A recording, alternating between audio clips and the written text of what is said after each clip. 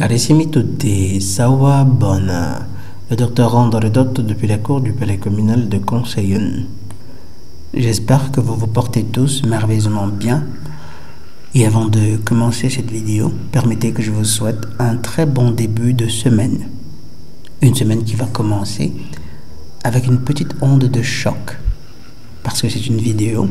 Oyez, oyez, et soyez choqués.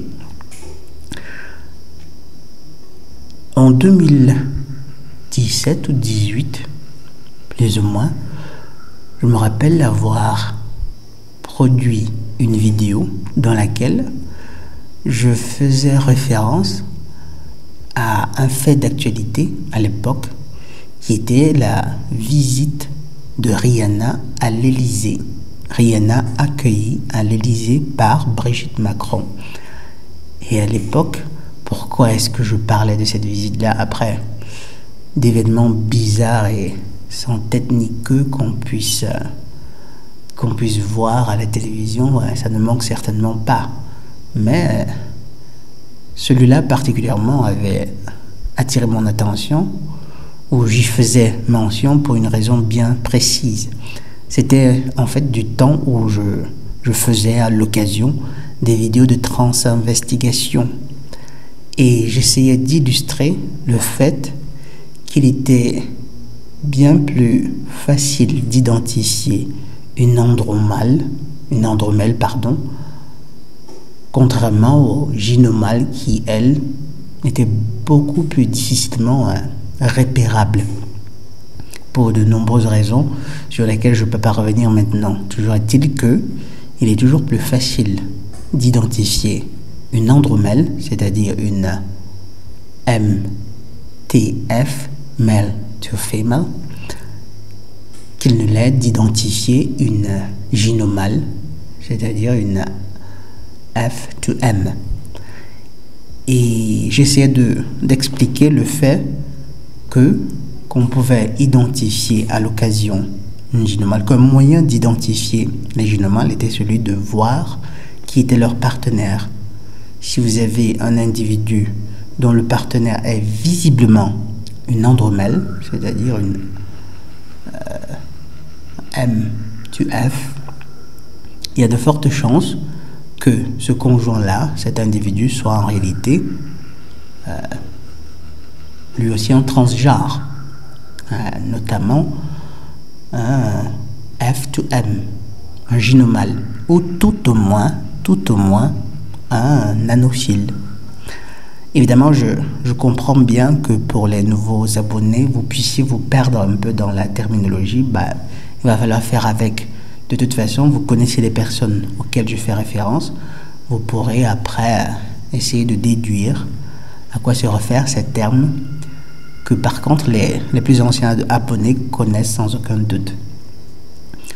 Donc je me demandais, Rihanna qui est visiblement, mais très visiblement, je sais qu'après il y en a beaucoup qui ne sont pas encore capables, qui n'ont pas eu l'occasion d'entraîner leur œil, leurs yeux, pour pouvoir repérer ces transgenres-là qui aujourd'hui se cachent de moins en moins. Rihanna, elle est visiblement une andromèle. Une andromèle. Et je me disais, bien, ces deux personnes que pratiquement tout sépare. Sépare. Qu'est-ce qui a bien pu se passer? Pour quelle bonne raison se trouverait-elle en train d'aller rendre visite à un chef d'État? Elle, une simple chanteuse. Bizarre, vraiment bizarre. Du coup, l'hypothèse qu'évidemment je n'avais pas émise, je crois, n'avais pas approfondie, c'était quoi? C'était que si Rihanna, qui est une andromèle, se trouve à rendre visite à Emmanuel Macron, ce n'est certainement pas pour parler de politique ou d'économie, absolument pas, même pas d'éducation, ce qu'elle avait prétendu avoir débattu avec Emmanuel Macron. Mais je crois il a l'hypothèse la plus probante, la plus plausible, c'était quoi? C'était qu'Emmanuel avait probablement voulu s'offrir une petite gâterie.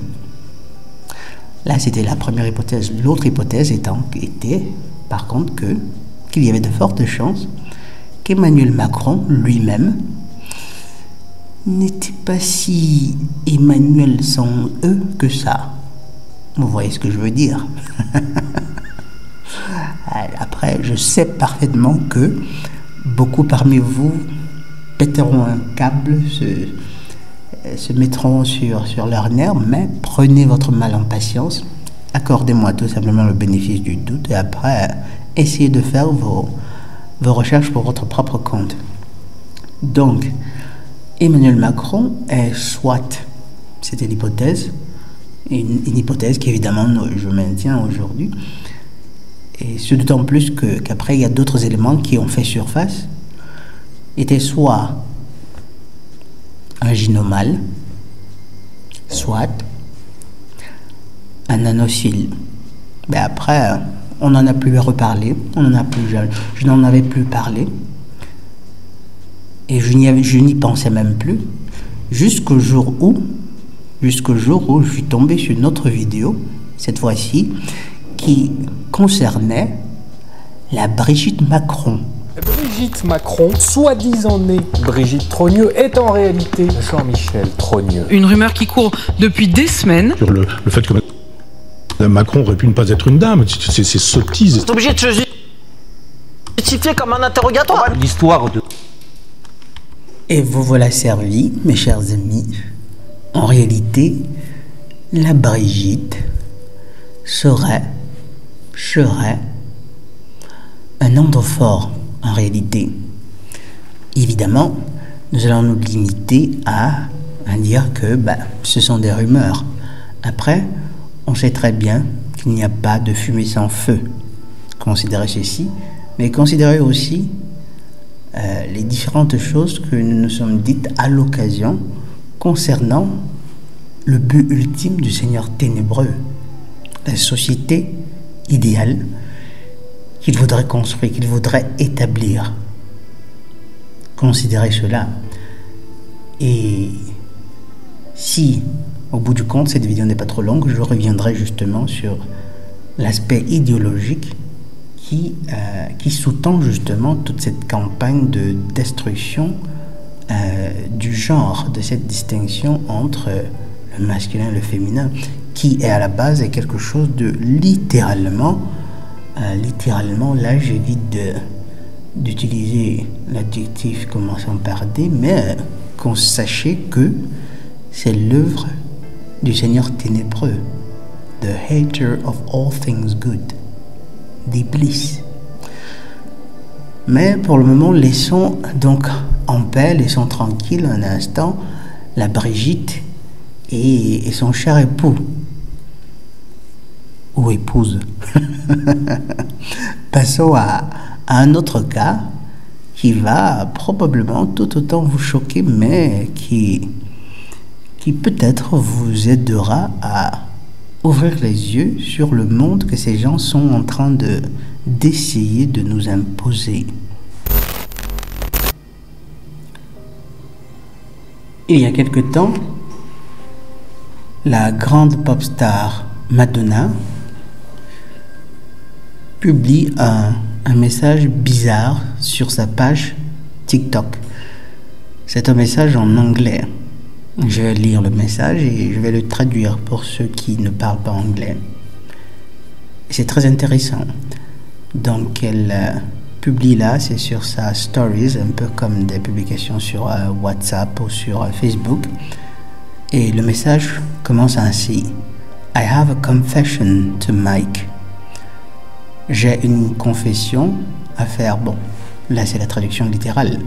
Une traduction beaucoup plus adéquate serait: je dois vous avouer quelque chose.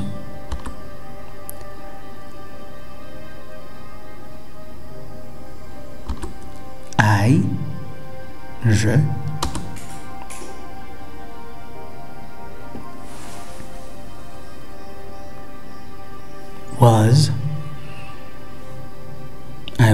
j'étais, I was not, je n'étais pas, circumcised. Et là, c'est la chute, quoi. Le moment clé. Je récapitule. I was not circumcised. Ou, autrement dit, je n'ai jamais été circoncis. Circoncis, c'est bien ça le participe passé. À chaque fois je confonds, je n'ai jamais été circoncis. Et là, beaucoup de fans, beaucoup de personnes sur la planète, à l'écoute de ce message ou en regardant cette vidéo, se disent elle a pété un câble, quoi, elle est devenue folle, qu'est-ce qui se passe? Ils se disent mais on sait très bien, Madonna c'est une femme, c'est une gynophore. Pourquoi parle-t-elle de circoncision? Eh bien, mes chers amis, vous vous rappelez du décret divin sur la disponibilité perpétuelle de la vérité? Ah oui, mes chers amis, vous avez ça d'un côté qui, en gros, vous fait comprendre qu'en réalité, ces forces-là, les seigneurs ténébreux, dévoileront toujours leurs plans. Absolument. Pourquoi? Pour la simple raison qu'ils veulent faire de nous des complices de notre propre damnation. Un peu de mots imaginés pour faire plus simple. Vous vous présentez un jour devant l'Éternel au jugement, vous vous mettez à dire, oh Éternel, je n'étais pas au courant justement de toutes ces manipulations qui se passaient. Et puis on vous dira, tu étais devant la télévision tout le temps, tu pouvais très bien voir. Tu pouvais très bien voir ces 666 qu'ils essayaient de mettre un peu de partout, qu'ils essayaient de flasher à gauche, à droite. Oui, peut-être que tu n'as pas été diligent, mais qu'en est-il de cette fois où tu as eu l'occasion d'écouter une vidéo du docteur Rando, de discuter avec lui, mais tellement tu étais complètement hostile à la possibilité, à la douleur que pourrait susciter le fait de reconnaître certaines vérités, que tu as préféré ne pas approfondir la chose. Bref, ils essayent de faire de nous des complices. Mais à côté de ça, et je crois que c'est ce deuxième cas qui s'appliquerait à la Madonna, c'est quoi? C'est que beaucoup de ces gens-là, justement, ont souscrit, ont signé des pactes. Qui, après, avec le temps, leur pèsent. Vous savez, la plupart des humains auront beau être arrogants, comme ils le sont si souvent et si volontiers, mais lorsqu'enfin pointe à l'horizon la possibilité, le fait, la mort, l'idée de la mort, il y a beaucoup qui deviennent très humbles, ils deviennent tout petits comme ça. Vous voyez, tous ces athées qui, tout fièrement dans la fleur de l'âge, disent je crois pas en Dieu, des conneries, n'importe quoi, un livre qui n'est qu'un ramassis de conneries. Mais lorsqu'enfin lorsque sonne le glas, lorsqu'il commence à voir qu'il est possible que d'un moment à l'autre, il passe de l'autre côté du voile. Ah oui, ils fléchissent toujours le genou, ils deviennent si petits. Ces hommes, ces humains qui hier encore étaient si orgueilleux, fiers de leur richesse, de leur beauté. Alors, c'était ces humains qui regardaient par exemple des personnes, des croyants prier, les prenaient pour des connards, pour des imbéciles, ils deviennent tout petits. Bref, la Madonna, elle est clairement, elle a entamé la pente descendante et puis elle vieillit. Il se trouve que la conscience justement commence à solliciter, à dire peut-être qu'il faudrait que tu me décharges. Du coup, elles ont besoin de révéler au monde ce qu'elles ont caché, ces stars, je veux dire, ce qu'elle a caché pendant si longtemps. Vous savez que lorsque vous portez un tel secret, sauf qu'elle ne peut pas le faire de façon explicite, pour ne pas courir la peine d'être éliminés, évidemment, puisqu'ils ont signé des pactes. Dites-vous bien que leur maître les élimine pour bien moins que ça. Et lorsqu'elle dit « I was never circumcised », la vérité ici, la vérité sous-jacente et la vérité entre les lignes. Quelle est cette vérité-là? Eh bien, mes chers amis, c'est qu'en fait, il s'agissait là, Madonna n'a jamais été une gynophore. Ça a toujours été un enfant en réalité. Bref, on va dire là, ça a toujours été une andromène en réalité. Ah oui, et elle aussi, je l'ai citée plusieurs fois dans la vidéo. Je me rappelle très bien, c'était la vidéo dans laquelle j'expliquais la façon par laquelle les seigneurs ténébreux ont vendu l'illusion de force aux gynophores.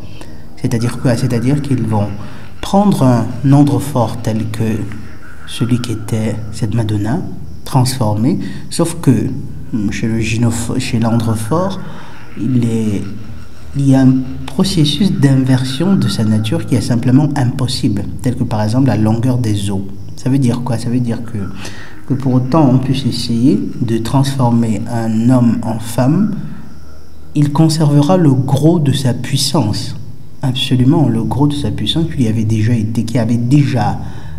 établi, construit en lui une structure irréversible, comme justement la grosseur du crâne, la largeur des épaules, ou encore la longueur des fémurs, la puissance, l'épaisseur, la densité.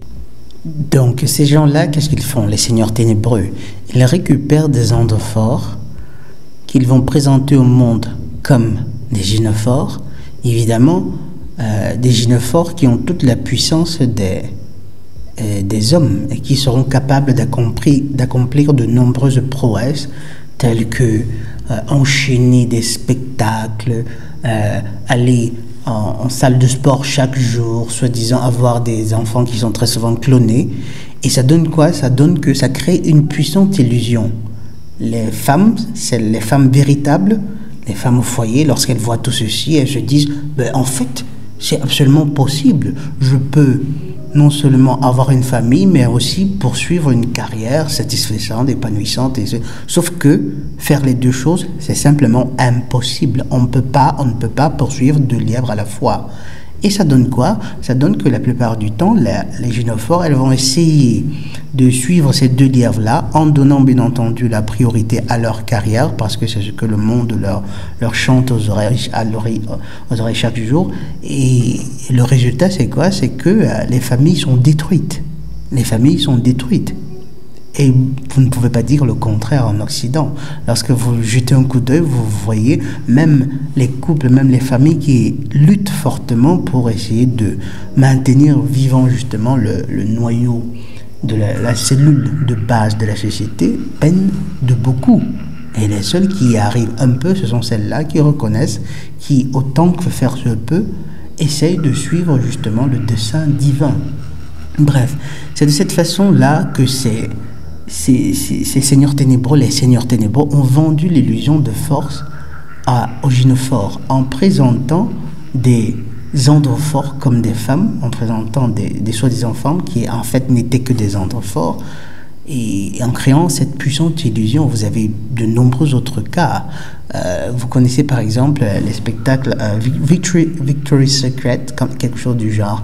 Tous ces modèles, ces top modèles-là, en réalité, dans la plupart des cas, ce sont des andromèles. Vous connaissez Heidi Klum, et il y en a, vous connaissez. Et puis évidemment, c'est pas que dans le monde de la mode, principalement aussi, il y a dans le cinéma, la télévision. Aujourd'hui, ils se cachent de moins en moins. Et c'est à la fois terrible, c'est à la fois horrible. Il y a de quoi avoir de la chair de poule, mes chers amis. Chacun de vous qui m'écoute là devrait littéralement avoir des frissons quant à ce qu'il en sera demain, dans 5 ans, dans 10 ans, dans 20 ans.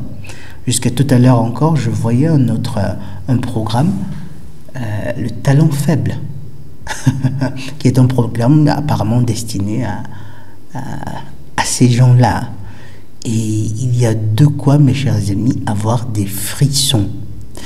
Mais ne nous attardons pas trop sur le cas de cet Andromèle. Passons à un autre cas intéressant.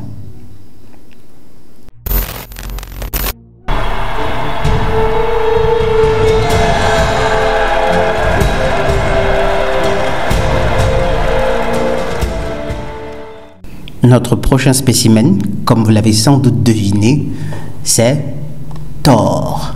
le prince héritier d'Asgard, le fils d'Odin, le détenteur, le possesseur de Mjolnir. Eh bien, mes chers amis, que vous soyez fan ou pas, lorsque vous pensez à Thor, lorsque vous posez le regard sur l'image sur le personnage de Thor, spontanément, on croit avoir devant soi un parangon de virilité. C'est la force, c'est la puissance qu'on croit voir dans un tel personnage. Et pourtant, évidemment, vous imaginez bien ce que je m'en vais de ce pas insinuer. Vous imaginez très bien ce que je m'en vais de ce pas insinuer. Mais après, c'est à chacun de vous de se faire sa propre idée, de se construire sa propre opinion sur la base d'éléments que je vais présenter. Donc, il y a quelque temps, en naviguant, à tout hasard comme ça, je suis tombé après. On parle de hasard, mais je crois qu'il y a beaucoup de synchronicité en cela. Je suis tombé sur un site sur lequel l'acteur qui incarne le personnage de Thor faisait une déclaration très très intéressante que nous allons commenter. Mais avant de lire l'extrait de cet article, permettez que je mentionne un petit élément de synchronicité qui vient tout juste de se produire. En fait, j'étais sur le point de commenter, mais partant plutôt en utilisant plutôt un screenshot de l'extrait que j'avais fait il y a environ 2 mois, 1 ou 2 mois. Mais après, il m'est venu à l'esprit qu'il serait intéressant, qu'il serait nécessaire de mentionner quand même la source. Du coup, j'ai fait une petite recherche, question de retrouver, de relocaliser l'article dans lequel j'avais lu le secret révélé de Chris Hemsworth. Et le premier lien que je trouve, vous savez quoi c'est? Ça nous donne quoi? legendfm.com. Et c'est très intéressant, mes chers amis. Là, c'est l'adresse du site. legendfm.com. Ça vous dit quoi? FM. Légende, fm.com. Legend, on pourrait le lire en cela. Legend, female to male. Après, j'ignore si ce site ne commente ou bien ne s'occupe que de personnes transgenres. Ce serait à approfondir plus tard. Mais c'est déjà assez parlant que de voir que dans l'adresse même du site, vous avez cet indicateur qui en dit long. Bref, découvrons donc ensemble le secret le secret de famille révélé par Chris Hemsworth lui-même. C'est en anglais, mais je traduis. Chris Hemsworth may be a tough actor, but his mother sees it differently.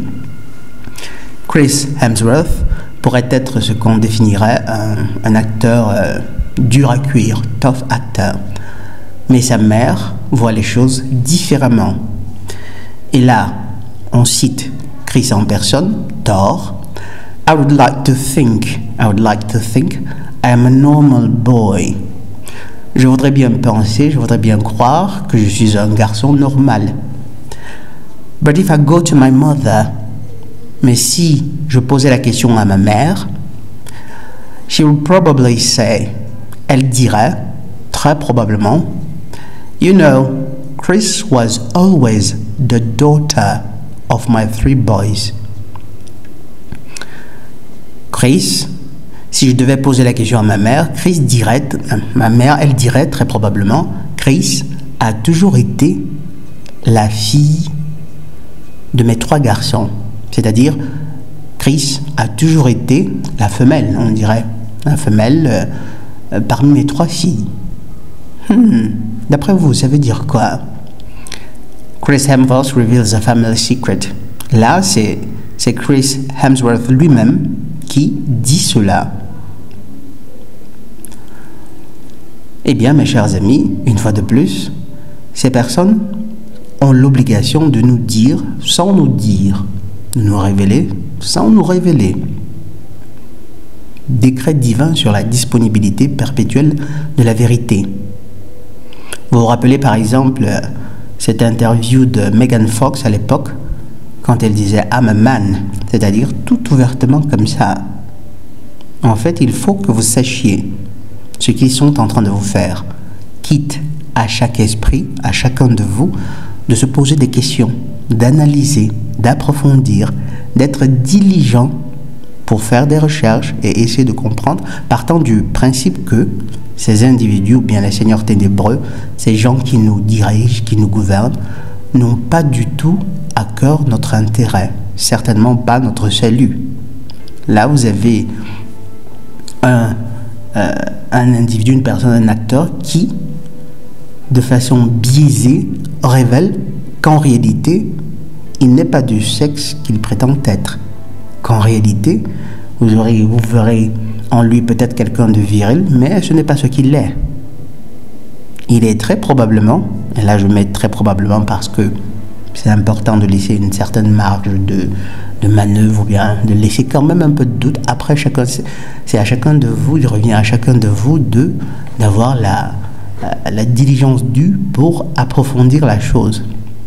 Après, lorsque vous observez l'individu, lorsque vous essayez d'analyser ses traits, son faciès, les traits de son visage, vous voyez assez bien un élément de tendresse, de féminité en lui, comme c'est le cas dans beaucoup de ces acteurs-là. Vous savez, comme je vous l'ai dit, comme je vous le disais, du temps où je faisais encore des vidéos de trans-investigation, un homme, ce n'est pas censé être joli.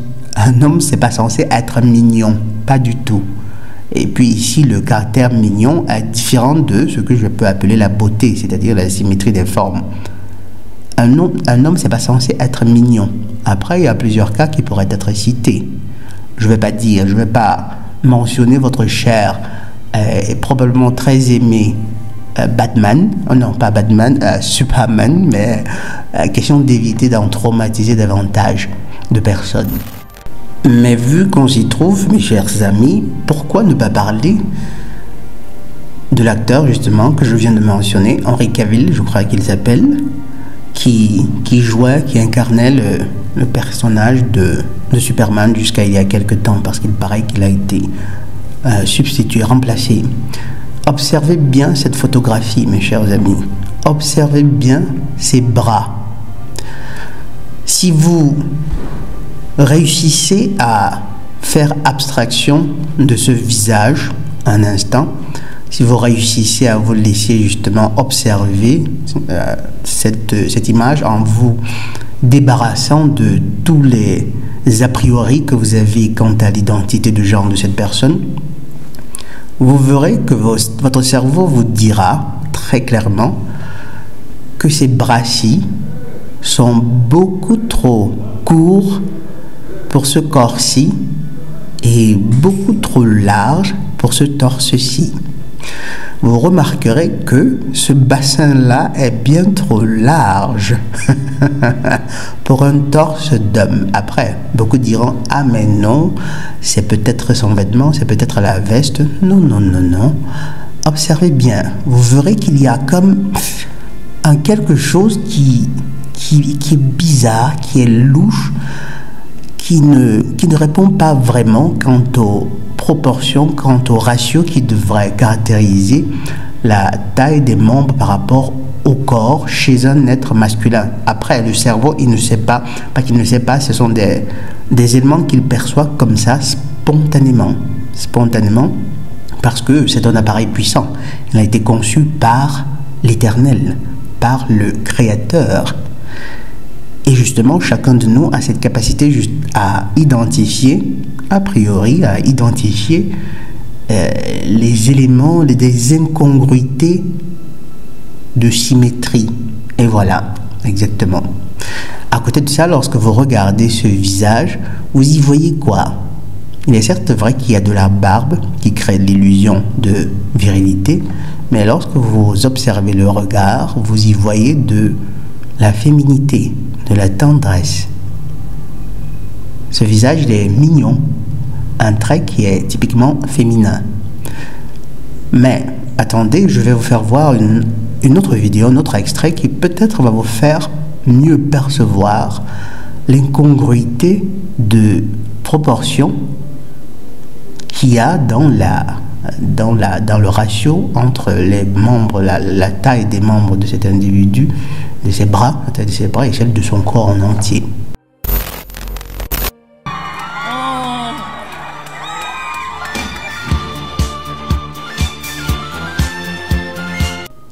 Réussissez-vous à voir? Prêtez bien attention, prêtez bien attention. Vous verrez qu'il y a quelque chose de bizarre dans les mouvements, dans la façon de mouvoir les poings de cet individu. Il est assez difficile de décrire la chose, mais un cerveau attentif se rend bien compte qu'en réalité, il y a un problème de proportion. Ces bras-là sont bien trop larges pour ce torse-là, et ils sont bien trop courts normalement, parce qu'après vous comprenez bien que beaucoup parmi eux doivent procéder parfois à des interventions chirurgicales, parfois pour modifier ce qui est de modifiable, ou encore doivent s'adonner à des séances de culturisme extrême pour pouvoir justement mieux vendre l'illusion. Sauf qu'après, l'œuvre de l'Éternel est simplement magnifique, pour autant qu'ils essaient justement de créer cette illusion à travers toutes ces formes de manipulation, de manipulation génétique, hormonale, chirurgicale. Il y a toujours un fond qui demeure, il y a toujours des traits qui sont simplement qui sont détectables, principalement pour l'œil qui, par amour pour l'Éternel, a appris justement à les identifier, à les détecter. Évidemment, ceux qui ne se donnent pas la peine de faire ce travail de préparation, d'entraînement, se font berner. Mais oui, et dites-vous bien, mes chers amis, que vous avez vraiment intérêt à apprendre à les identifier. Vous avez intérêt à apprendre à les identifier. Bon, mais après, une fois de plus, nous allons laisser une marge de manœuvre. Vous faites vos opinions. Il est possible qu'il s'agisse là justement d'un ordre fort, mais il y a de fortes chances qu'en réalité, ce soit une andromèle. En réalité, il nous facilite la tâche dans une certaine mesure. Étant donné que les seigneurs ténébreux sont obligés de révéler leur plan, c'est obligé. C'est une sorte de jeu cosmique, une sorte d'obligation cosmique qui veut que, pour que leur plan fonctionne à merveille, ils ont besoin de votre complicité, ils ont besoin de notre complicité. Du coup, sauf que cette complicité, ils ne peuvent pas l'avoir si vous êtes complètement et absolument ignorant de ce qui se passe. Du coup, ils font quoi? Ils exhortent leurs marionnettes à vous signaler ce qu'il en est.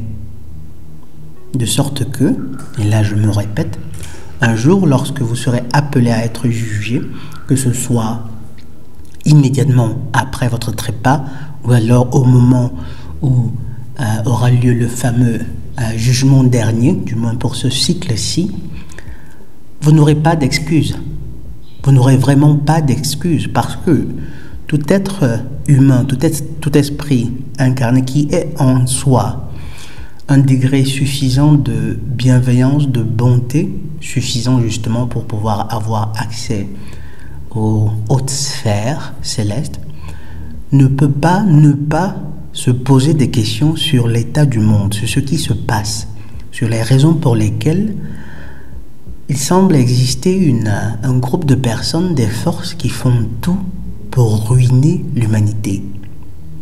En général, les chercheurs de vérité partent très souvent de ce questionnement-là. Évidemment, je ne parle pas des chercheurs de vérité qui prennent la chose essentiellement comme un business. Non, je parle de personnes qui se demandent vraiment pourquoi le monde devrait souffrir autant, malgré, par exemple, pourquoi le monde devrait être ainsi détruit, pourquoi la faim, par exemple, devrait encore aujourd'hui tenacer des centaines de millions de personnes, et pourtant il existe suffisamment de ressources pour tous les êtres humains.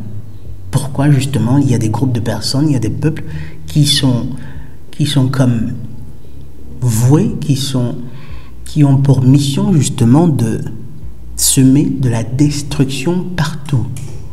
Et lorsque vous vous posez ces questions, lorsque vous faites ces questionnements, automatiquement, très naturellement, vous vous mettez à creuser, à chercher, à méditer, à réfléchir, et vous finissez par arriver à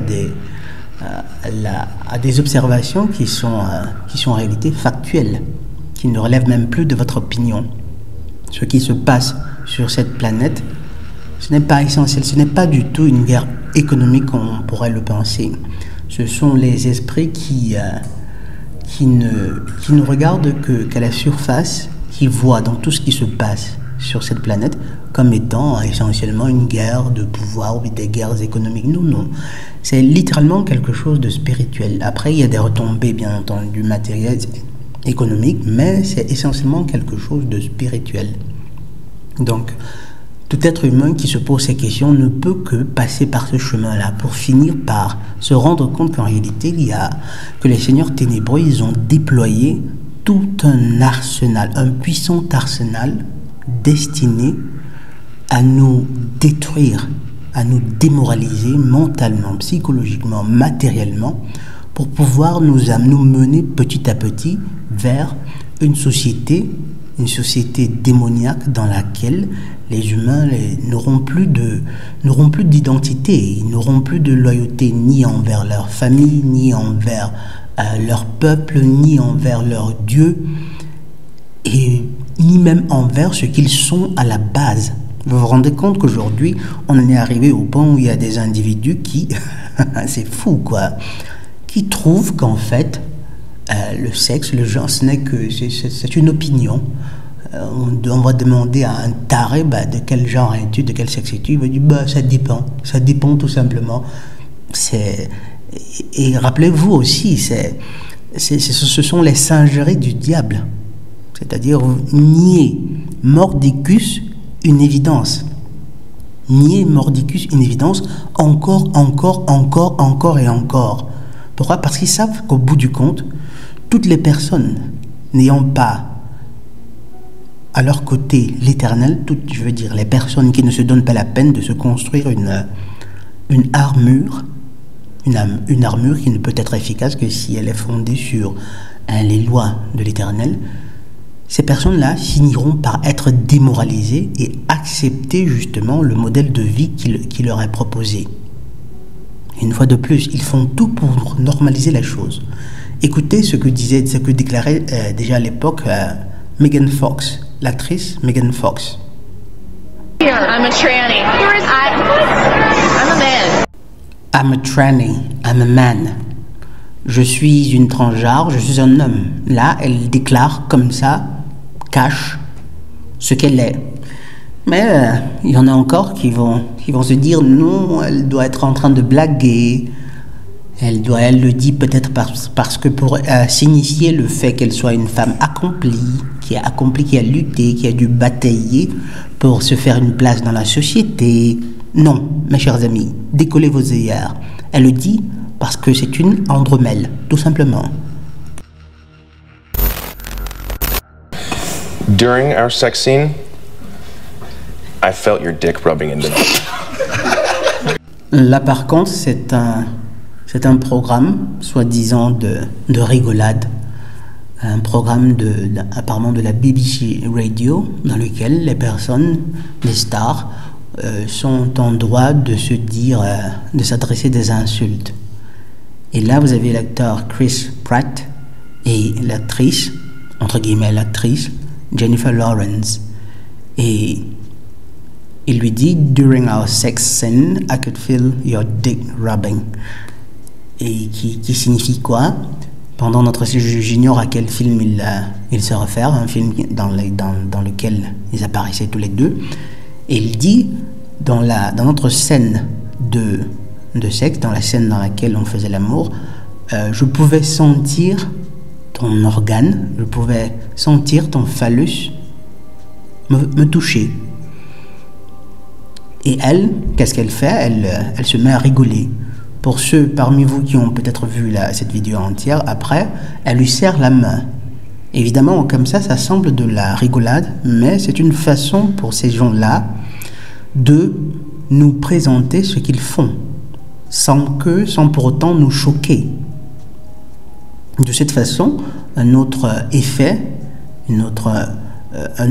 qui tourne bien tant qui est à leur avantage, c'est quoi? C'est que ça permet de détruire progressivement les barrières, les résistances dans les esprits des personnes. Ça entre aussi dans le cadre de leur fameux predictive programming.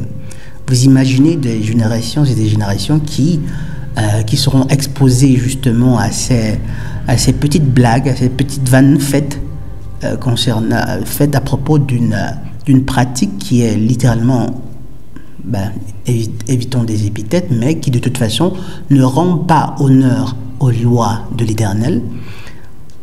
Au bout du compte, dans 5 ans, 10 ans, ce sera normal, ce sera décontracté. En réalité, c'est déjà le cas.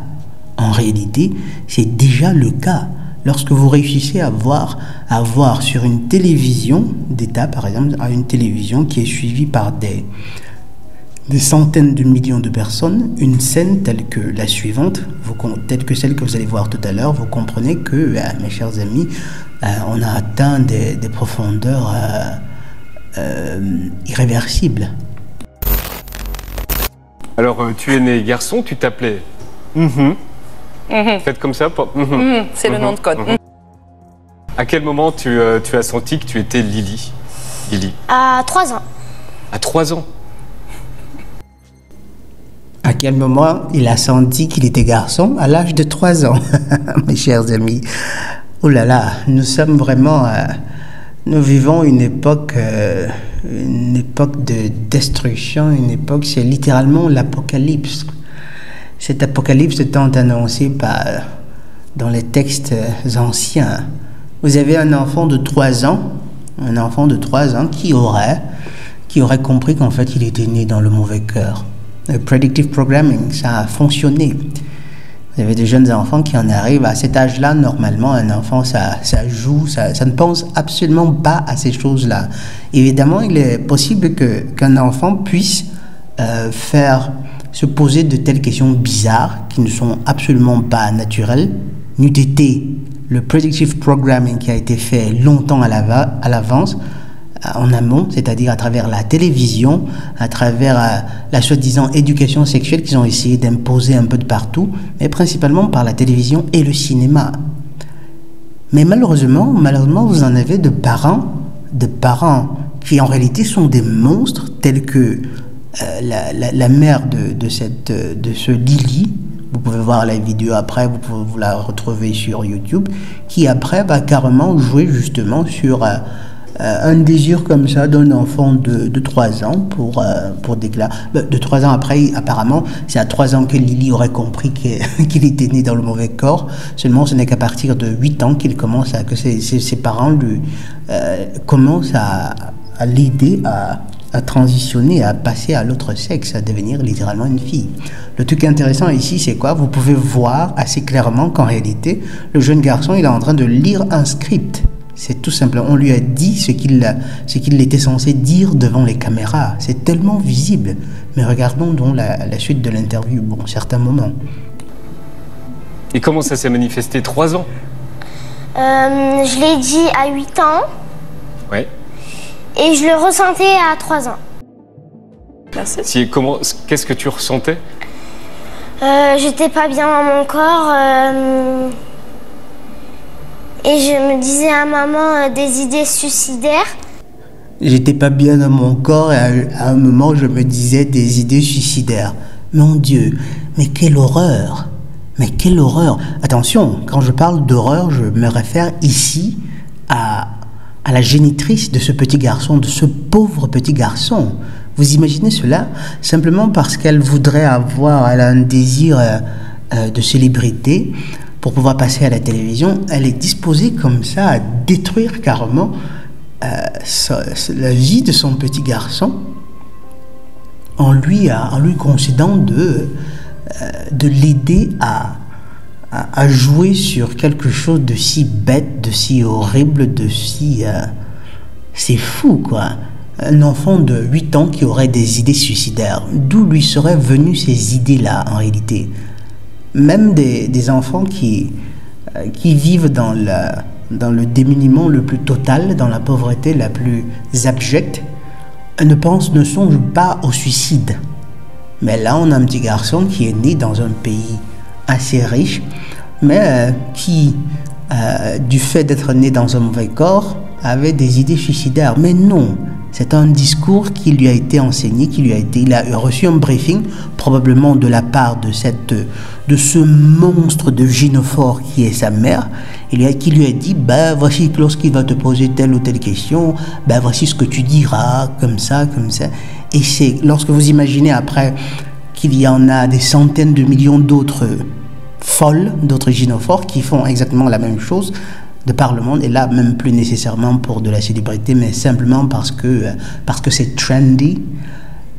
Vous comprenez que le monde va mal, mes chers amis. Le monde va vraiment mal. Tellement que j'étais pas bien dans mon corps. Et un soir, j'ai dit à maman, je suis une fille. Et là, elle a... Yeah. Là, dans ce fragment-là, vous comprenez que le petit garçon, en réalité, je crois qu'il a oublié une partie de son script. Du coup, il savait plus quoi dire et là, il a dû compléter comme ça. J'ai dit à maman, et puis là, elle a comme une interjection. Vous verrez après que la mère, étant donné que c'est un adulte, elle est rusée. Elle essaiera d'arrondir les bords, d'essayer de présenter. Ah oui, c'était précisément cela sa réaction.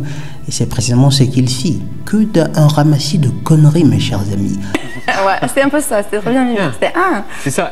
C'était un énorme soulagement pour nous. Racontez-nous. Imaginez combien de jeunes enfants qui ont vu cette vidéo, qui aujourd'hui encore voient cette vidéo, se diront, peut-être que dans le fond, peut-être que si parfois je me sens bizarre, ou peut-être si je ne réussis pas à obtenir l'attention de ma mère qui passe le temps à bosser, peut-être c'est parce que je suis dans le mauvais corps. C'est ce type de dynamique qu'ils essayent de créer, c'est-à-dire le moindre stress stress qui est absolument normal, évidemment, c'est ça la vie en réalité. Même de jeunes enfants peuvent avoir leur petit désagrément. Le moindre désagrément que l'enfant rencontrera, il va se dire, peut-être que c'est parce que je suis né dans un mauvais corps. Peut-être que si j'étais de l'autre sexe, peut-être que maman m'accorderait beaucoup plus d'attention, peut-être que papa serait plus présent. Et pourtant, le petit, il est loin d'ignorer qu'en réalité, maman est tellement égocentrique qu'en réalité, maman ne pense qu'à elle-même. Et que si peut-être papa est si absent que ça, c'est parce qu'il préfère être loin d'un être horrible tel que sa mère. Évidemment, c'est pas pour dire que c'est toujours les gynophores qui sont les responsables, mais vous verrez que beaucoup de ces jeunes qui sont médiatisés, justement, qui médiatisent leur changement de sexe, beaucoup d'entre eux sont en général encouragés par leur mère. Par leur mère. Ce n'est pas un hasard si j'ai dit dans le jardin d'Éden, Iblis sagement a compris que s'il fallait détruire l'humanité, il fallait qu'il avait intérêt à s'attaquer au maillon faible, à la gynophore. Après Adam, il a fait l'imbécile et on se retrouve aujourd'hui avec des parents qui donnent leur accord, qui sont disposés à voir leurs enfants être castrés ou alors subir des thérapies hormonales, lesquelles thérapies hormonales sont de réelles mutilations, mes chers amis. Certes, ce sont des mutilations qui certes ne sont pas peut-être visibles, mais qui en sont quand même.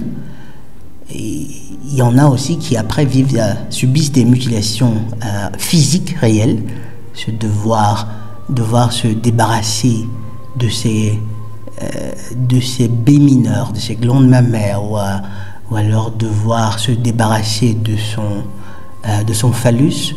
Ce sont des mutilations. Et la chose intéressante parfois, c'est de voir certaines soi-disant ONG qui défendraient le bien-être de certains enfants de par le monde, en Afrique notamment, qui critiquent l'excision. Évidemment, l'excision, c'est quelque chose, c'est une chose condamnable, et maudit soient ces abrutis qui croient faire la volonté de l'Éternel en pratiquant l'excision. Mais il faut aussi critiquer, c'est important d'attirer l'attention sur l'hypocrisie de ces ONG ou de ces personnes qui prétendent vouloir défendre des enfants africains contre les mutilations, contre de nombreuses mutilations. Et pourtant, en plein cœur de l'Europe, il y en a de mutilations encore plus terribles, qui sont faites comme ça, naturellement, aux yeux et au vu et au su de tout le monde. De tout le monde. C'est horrible, mes chers amis. En fait, le futur que les seigneurs ténébreux nous réservent est à craindre. Est à craindre.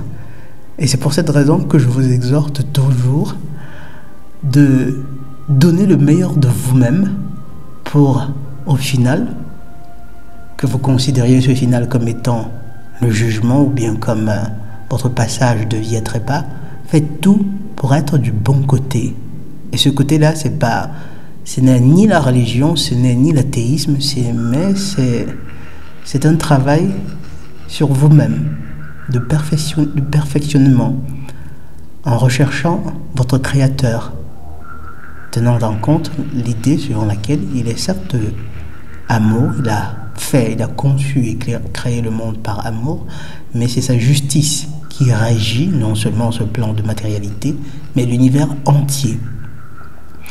Mais pour ne pas que cette vidéo soit trop longue, on est là déjà à 50 minutes, je vais la conclure avec un dernier extrait qui vous fera comprendre qu'en réalité, ces Andromèles, ça fait un bon bout de temps qu'ils sont là, qu'ils se pavanent sur les plateaux de télévision, au vu et au su de tout le monde. Évidemment, on était bernés et on ne pouvait pas l'imaginer. On ignorait à quel point les gars, à quel point ils étaient avancés dans la chose.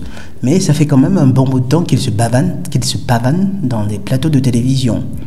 Et je vais vous présenter là un extrait très intéressant d'une certaine Amanda Lear.